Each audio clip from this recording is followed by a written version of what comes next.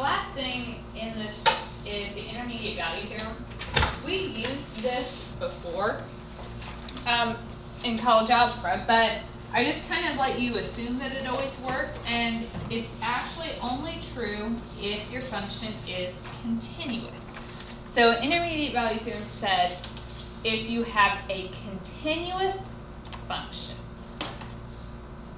on a particular interval from a to b, and it tells us that there has to be a number between the y values of a and b, and at some point the x has to equal that, okay? The way it's stated is really confusing, but what this says is we have two x values, a and b. We typically use this to show that there is a 0. So what we looked at is if you knew it was positive at a and negative at b, and if your function is continuous, then somewhere between a and b, you had to hit 0. And so what we did last year was we would just plug in two values, and if one of them was positive and one was negative, we said somewhere in between there it has to hit 0.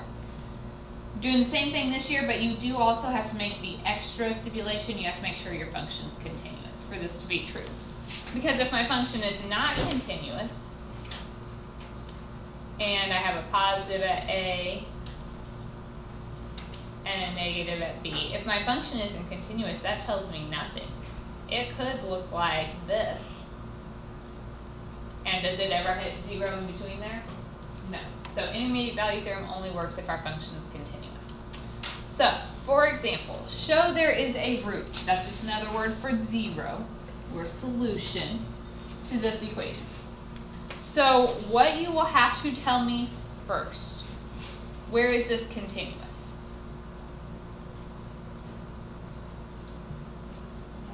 Everywhere. It's a polynomial, so it's always continuous.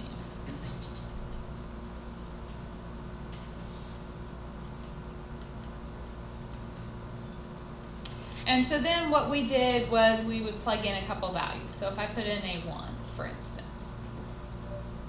I get 4 minus 6, so negative 2, plus 3 is 1, minus 2 is negative 1. So that gives me a negative value.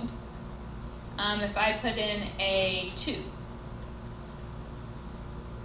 then I get 32 minus 24, so that's 8, plus 6 is 14, minus 2 is 12. So what happened is between 1 and 2, my graphs changed sign.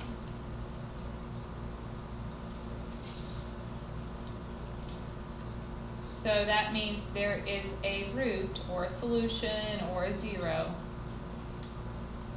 between 1 and 2. So there's some number in between 1 and 2 that would make that equation equal 0. Okay, again, that's only true because my function is continuous.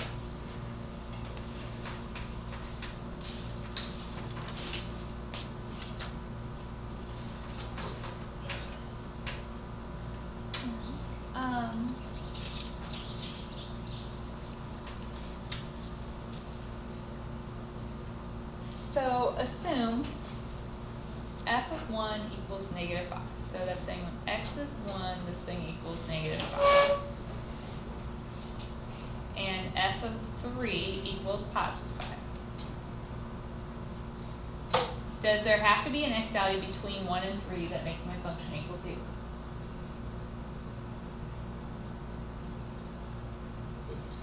If it's continuous. There certainly could be. You know, if my function is continuous like this, sure. But if it's not continuous, does there have to be? No. So in this one, my answer is no. We don't know if the function is continuous.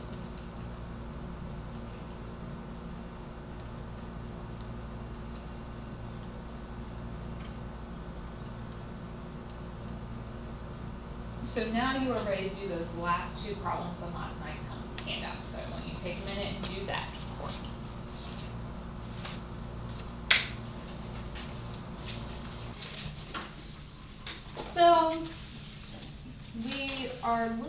we were just looking at discontinuities in our graph.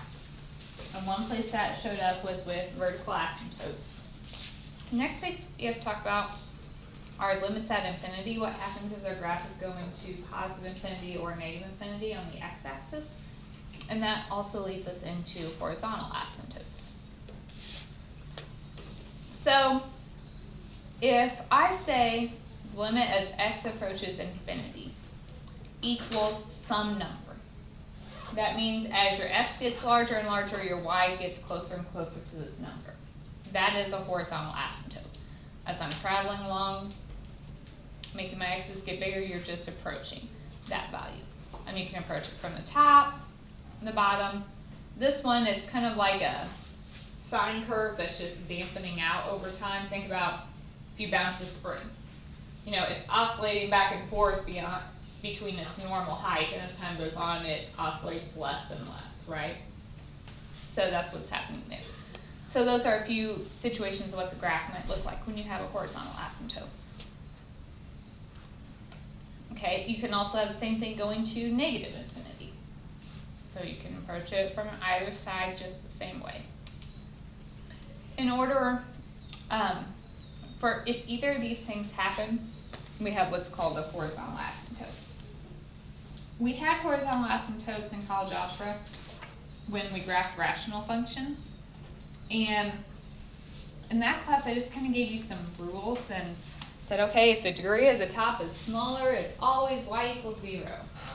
And if it's the same degree on top and bottom, you divide your leading coefficients. And if the degree of the top is bigger, it's not a horizontal asymptote. And you just had to know those rules. It actually comes from the calculus. So now, instead of just memorizing rules, we will actually just calculate our asymptote as we look at our problems. Most of the time, we only have one asymptote, whether you're going to positive or negative infinity. Most of the time, they're going to be the same, but it is possible to have graphs that have two different horizontal asymptotes, depending on which way you're traveling. So what we are going to do to find our horizontal asymptotes, we will have to actually just calculate these limits, which we know how to calculate limits at this point. All right, let's start by looking at a graph and finding our limits from here. So this one says, find the infinite limits, the limits at infinity and the asymptotes. Okay, when I ask for your infinite limits and limits at infinity, infinite limits basically, is there anywhere where you approach your graph is going to equal positive or negative infinity? Is there anywhere where my graph is going up forever or down forever? At positive 2.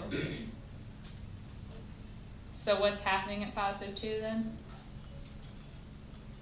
It's a vertical asymptote. So the limit as x approaches 2, can you just do an overall limit at 2? Does it equal the same thing for both directions? No, so we'd have to do the left and the right. As you're coming in from the left, you're approaching with things smaller, and this graph is going to negative infinity. As you are coming in from the right, your graph is going to positive infinity. What that means when those happen, that's telling me there is a vertical asymptote at 2. Okay, do we have any more of those? Anywhere else we would have a vertical asymptote?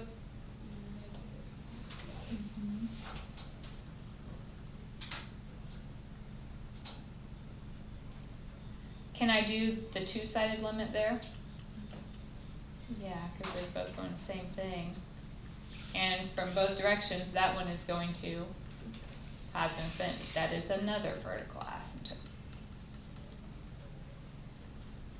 So this graph has two vertical asymptotes. If you do the limit as you approach a number and it goes to positive or negative infinity, that makes a vertical asymptote. A limit at infinity, so as my graph goes to positive infinity, What y value are we approaching?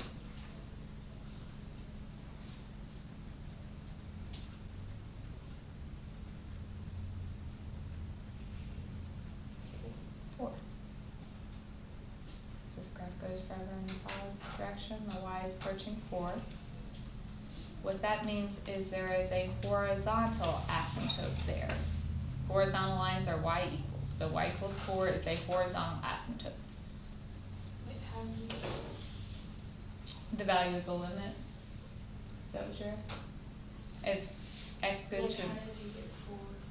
okay, as the x goes to infinity, this graph is flattening out, so it's just getting closer and closer to that y value, which is 4.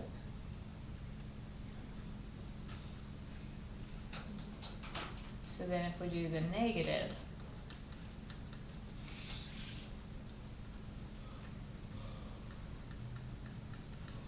as this graph goes in the negative direction, what's my y value approaching? 2. So that is another horizontal asymptote. So if your limit equals infinity, that's a vertical asymptote.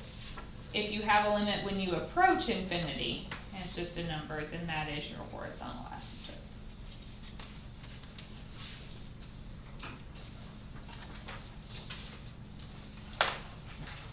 Questions there?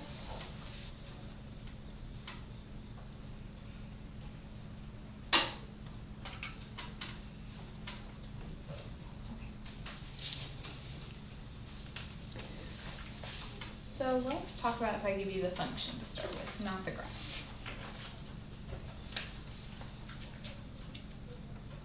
There are 2 ways to do this. We can draw the graph. 1 over x, that is something we could sketch a graph of. You could plug in some numbers if you didn't remember what the graph looked like, and you could get it from there. We can also reason through these things. So, bless you. X is approaching infinity. So let's think, if I put in a bigger and bigger number, so if I put in a 10, 1 over 10 is 0.1, right? If I put in, x is going to infinity, so it's just getting bigger. If I put in 100, you get 0.01. If I put in 1,000, you get 0.001. If I put in 10,000, 0.0001. What's this thing going to? 0. Okay, if you think about the graph of 1 over x, graphed on your calculator, it looks like this.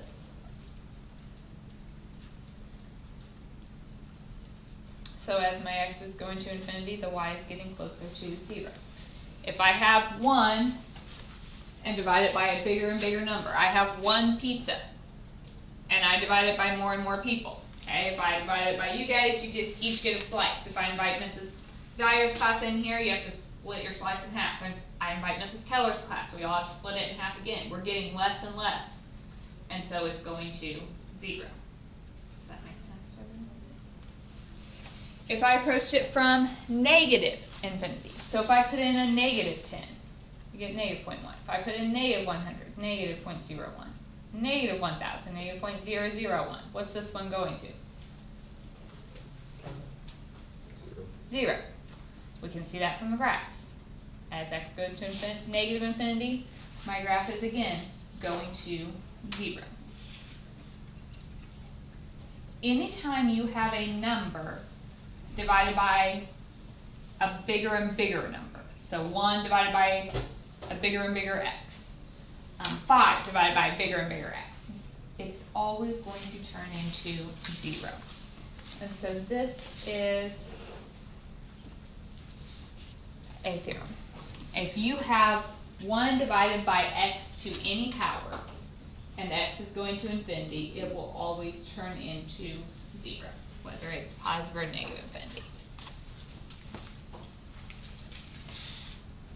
Right. So let's try to extend that to a problem like this. Okay, if I can just get a number over x to a power, then I know this whole thing is going to turn into 0. But I don't really have that here because I have multiple x's. We have a 3x squared on top, 5x squared on the bottom. I don't really know what that's going to go to. So my trick is going to be to divide everything by the highest power of x in this problem. So what's the highest power of x? X squared. So you could think of it as dividing everything by x squared or multiplying by 1 over x squared, however you want to think about it. As long as we do it on the top and the bottom of our fraction, that is a legal algebra move. So if I have 3x squared over x squared, that goes to 3. Minus x over x squared is 1 over x. Minus 2 over x squared. Okay, 5x squared divided by x squared is 5. 4x divided by x squared is 4 over x. 1 over x squared.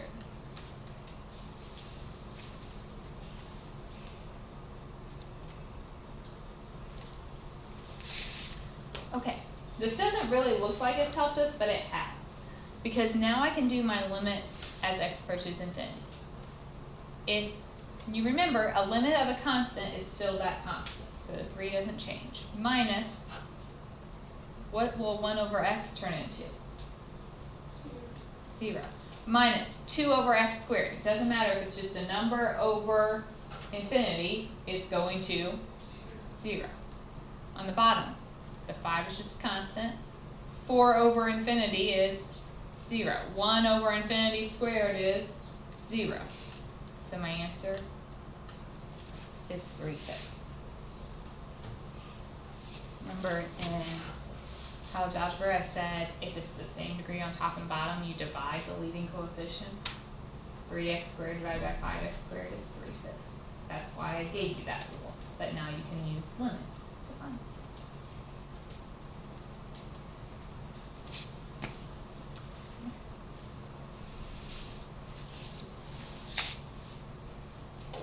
So far, so good?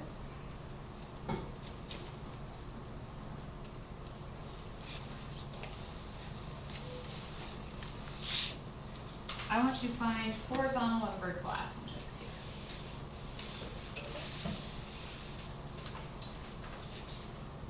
Let's start with the vertical asymptote. Where do you have a vertical asymptote?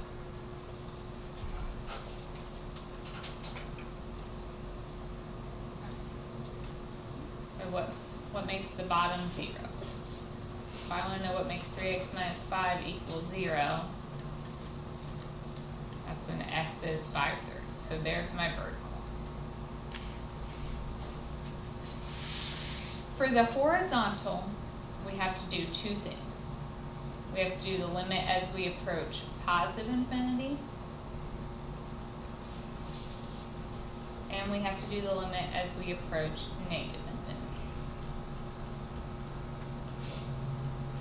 They, most of the time, turn out to be the same, but not always, so that's why we have to check both. Most of the scenarios where those things aren't going to be equal would be like a piecewise function. Then typically they're not going to match.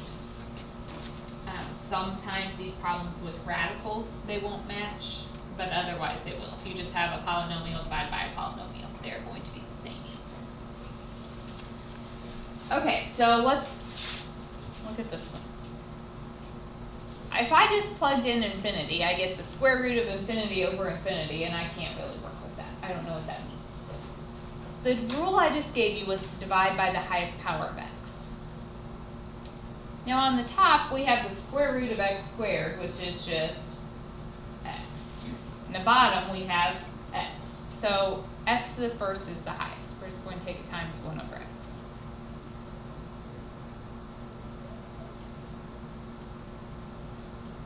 Now on the top, for this to work, I really would like to bring it under the square root. X, we just said, is the same thing as the square root of x squared. So instead of 1 over x, can I do the square root of 1 over x squared? So then, because it's under a square root, I can bring that in, so 2x squared divided by x squared is 2. 1 over x squared. On the bottom, it's not the square root, so I'm leaving it as 1 over x, so 3x over x is 3, minus 5 over x.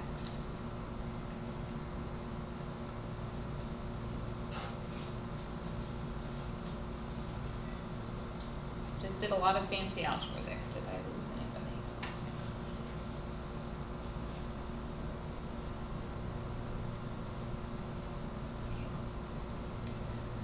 No. We can plug in. The limit as x approaches infinity of 1 over x squared. 1 over infinity squared turns into 0. Over 3 minus 5 over infinity is, so we get the square root of 2 over 3. So that means there is a horizontal asymptote at y equals radical 2 over 3.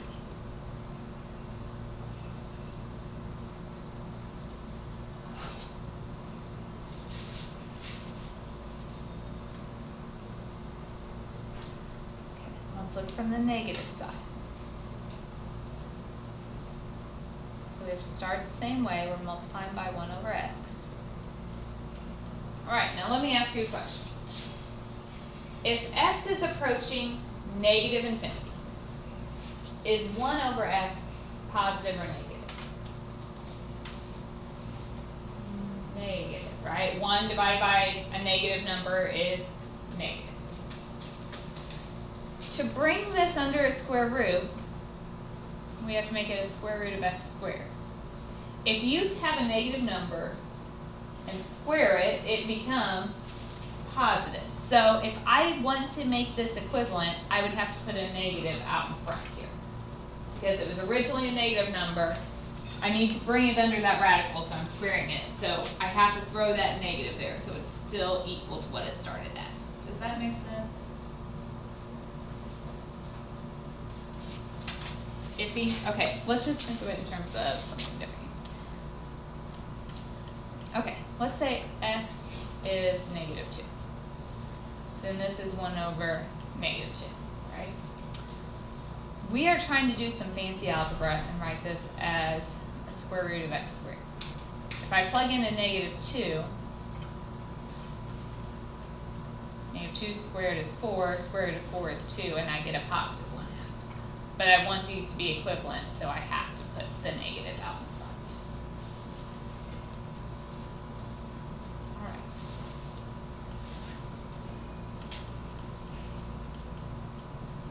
So we have a negative, we can bring that under the radical, so 2x squared over x squared is 2, 1 over x squared. Bottom 3x over x is 3 minus 5 over x. So now we can plug in, so we have our negative. 1 over x squared turns into 0. 5 over x turns into 0. And we get a negative radical 2 over 3. So that means I have a second horizontal asymptote. And I did this example intentionally for our first horizontal asymptote problem to show you that it is important that you check both the positive and the negative infinity. Most of the time they match, but I just gave you a scenario where they don't. So this is why you have to check it every time.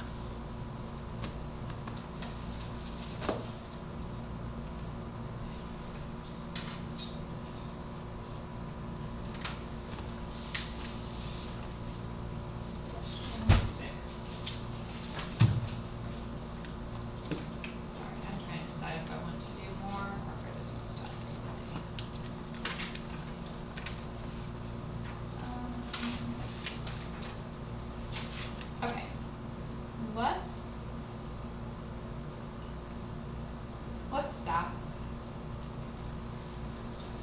And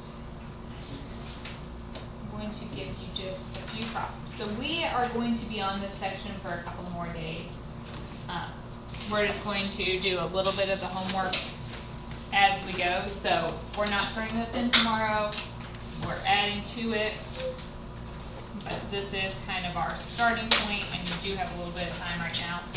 I did print homework on here, but I'm changing it a little bit, so go by what I write down on the board, not what's on your notes handout.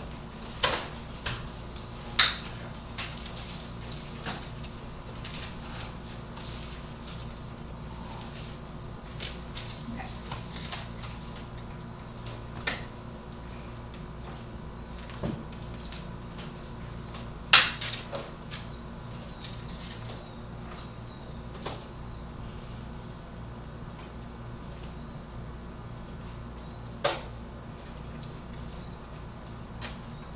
You don't have to do all of these yet, but these are ones that you could probably easily do. Problem 13, it does say to write out all the properties, and you do not have to do that. I just want you to evaluate the limit. You don't have to list the properties. So, this isn't everything. We're going to do more from the second